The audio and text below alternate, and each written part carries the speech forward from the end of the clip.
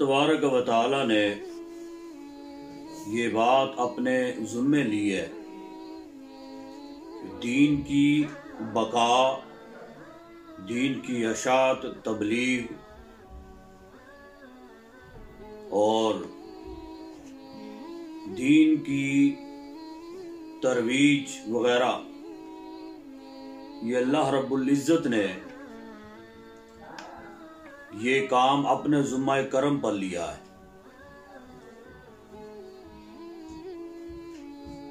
और रब्बे ज़ुल जलाल की बेशुमार मखलूक़ात है।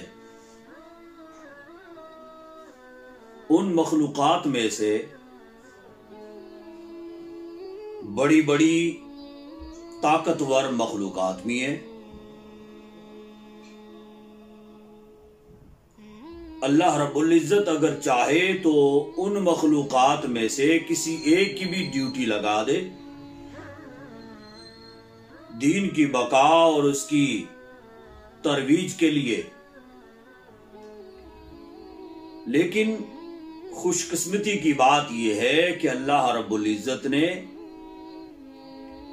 ये काम हजरत इंसान के सुपुर्द किया है। इंसान को ये एजाज हासिल है कि ये इंसान अल्लाह तबारक व तआला के दीन की बका के लिए काम कर रहा है, दीन की अशात और तरवीज के लिए। रब्बे ज़ुल जलाल की ये मखलूक यानी हजरत इंसान, ये दीन को बचाने के लिए, दीन की बका के लिए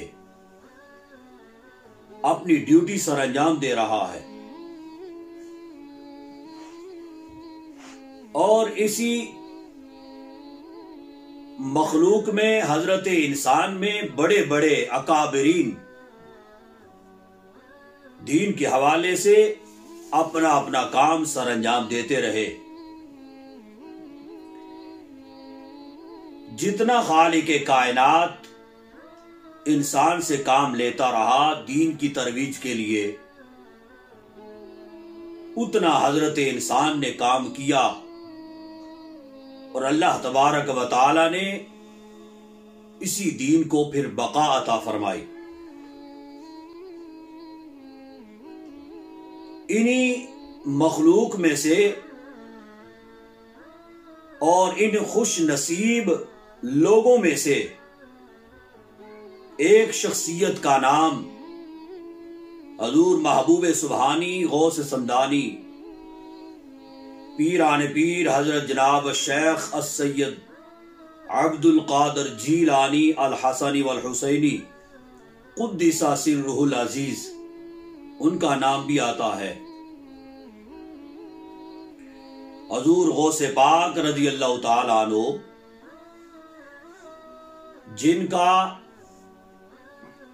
जिनकी कोनियत अबू मोहम्मद और जिनके अलकाबात में बेशुमार नाम आते हैं, जिनको गौसे पाक भी कहा जाता है, गौसे आजम भी कहा जाता है, गौसुस सकलैन भी कहा जाता है, गौसे समदानी भी कहा जाता है। बेशुमार इनके अलकाबात हैं और इनके अलकाबात में से एक लक़ब मुहय्यिदीन भी है। यानी इनकी बदौलत अल्लाह तबारक व तआला ने दीन को जिंदा फरमाया। मुहय्यिदीन कहते हैं दीन को जिंदा करने वाला। हजूर गौसे पाक रज़ी अल्लाह तआला अन्हु, आपकी अभी पैदाइश नहीं हुई थी कि इनके वालिद गिरामी को हजूर अक़दस सल्लल्लाहु अलैहि वसल्लम की ख्वाब में ज़ियारत हुई। हजूर गौसे पाक जिस रात को आपकी पैदाइश हुई है, उसी रात हजूर अक़दस सल्लल्लाहु अलैहि वसल्लम इनके वालिद गिरामी हजरत अबू सालेह मूसा दोस्त जंगी रहमतुल्लाह ताला अलैह उनकी ख्वाब में तशरीफ लाए और आके फरमाने लगे कि तेरे घर में जो बेटा पैदा हो रहा है वो बेटा बहुत साले है। इन्हीं के हजूर अक़दस सल्लल्लाहु अलैहि वसल्लम की इस बशारत के नाम की वजह से आपकी कुनियत अबू साले मशहूर हो गई। हजूर ने फरमाया कि ये जो बेटा पैदा हो रहा है ये मेरा भी महबूब है और अल्लाह रब्बुल इज्जत का भी महबूब है। और फिर फरमाया कि इसका मकाम औलिया कामिलीन और गौस अक़ताब के दरमियान ऐसा है जैसा अंबिया और रसूलान अज़्ज़ाम की बारगाह में मेरा मकाम है। इससे यह पता चला हजूर गौसे पाक रज़ी अल्लाह ताला अन्हु की पैदाइश से पहले ही आपकी आमद के चर्चे रसूलुल्लाह सल्लल्लाहु अलैहि वसल्लम की बारगाह में हो गए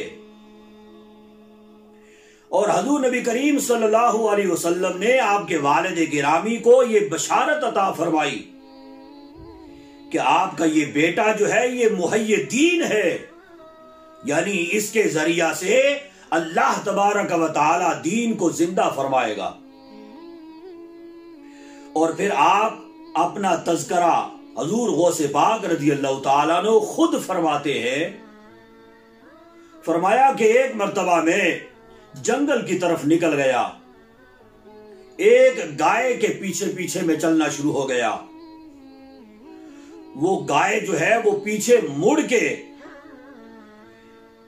वो गोया हुई। उसने कहा, गाय ने मुखातब होके कहा कि अल्लाह तबारक व तआला ने आपको इन कामों के लिए पैदा नहीं किया बल्कि अपने दीन की खिदमत के लिए पैदा किया है। ना जाने उस गाय के पीछे कितने ही बच्चे चलते होंगे, लेकिन उस गाय ने किसी और बच्चे के बारे में ये अल्फाज नहीं कहे। और ना जाने उसके बाद कितनी ही गायों के पीछे बच्चे चलते फिरते होंगे, किसी भी गाय ने किसी भी बच्चे के हवाले से ये अल्फाज नहीं कहे जो हजूर गौसे पाक रज़ी अल्लाह तआला अन्हु के बारे में उस गाय ने कहे। हजूर गौसे पाक फरमाते हैं कि उस गाय के इन अल्फाज की वजह से मैं समझ गया कि अल्लाह तबारक व तआला ने मुझे दीन की तबलीग के लिए, दीन की तरवीज के लिए और दीन को जिंदा करने के लिए चुन लिया है और मेरा इंतखाब कर लिया है। हजूर गौसे पाक रज़ी अल्लाह तआला अन्हु जब आप तबलीग फरमाया करते थे, 40 साल जिंदगी इनकी दीन की तबलीग की है। और आप शुरू में जब तबलीग फरमाया करते थे तो चंद लोग इनका बयान सुनने के लिए, इनका खिताब सुनने के लिए जमा होते थे। फिर उनकी तादाद में इजाफा हुआ। आप मदरसा कादरिया में जो है वो खिताब फरमाने लगे। फिर और लोगों का इजाफा हुआ। फिर ईदगाह आपके खिताबात के लिए खोल दी गई, वहां आप खिताब फरमाने लगे। हत्ता कि और ज्यादा इजाफा हुआ, ईदगाह जो है वो भी भरने लगी। फिर चाहा कि लोगों की सहूलत के लिए कि तमाम लोग जो है वो आपके खिताबात, आपके इरशादात सुनने के लिए जमा हो जाया करे। शहर से बाहर खुले मैदान में हजूर गौसे पाक रज़ी अल्लाह तआला अन्हु खिताबात फरमाने लगे। आलम यह था कि आपके मजमे में सामईन की तादाद 70,000 और बसा औकात 1-1 लाख तक पहुंच जाया करती थी। और आपकी करामात में ये करामत जो है ये शामिल है कि हजूर गौसे पाक रज़ी अल्लाह ताला अन्हु जब इरशादात फरमाया करते थे, आपके मजमे में 70,000 या 1-1 लाख का मजमा हुआ करता था। और हजूर गौसे पाक जब इरशादात फरमाते थे तो कोई लाउड स्पीकर और कोई साउंड वगैरह नहीं हुआ करता था, लेकिन हजूर गौसे पाक रज़ी अल्लाह ताला अन्हु की आवाज जितनी पहला शख्स जो है वो सुनता था, उतनी ही आवाज आखिरी बैठा हुआ शख्स जो है वो भी सुना करता था। ये आपके जो है वो करामात में से एक बहुत बड़ी करामत है कि इतने लोगों का, हजारों और लाखों का मजमा हो और तमाम लोगों तक यकबार की आवाज जो है वो पहुंच रही हो। और हजूर गौसे पाक रज़ी अल्लाह ताला अन्हु जब खिताबात फरमाया करते थे, 40 कलमदान मुख्तलिफ जो है वो अकायद और नजरियात रखने वाले वो बैठा करते थे और लिखा करते थे हजूर गौसे पाक रज़ी अल्लाह ताला अन्हु के इरशादात।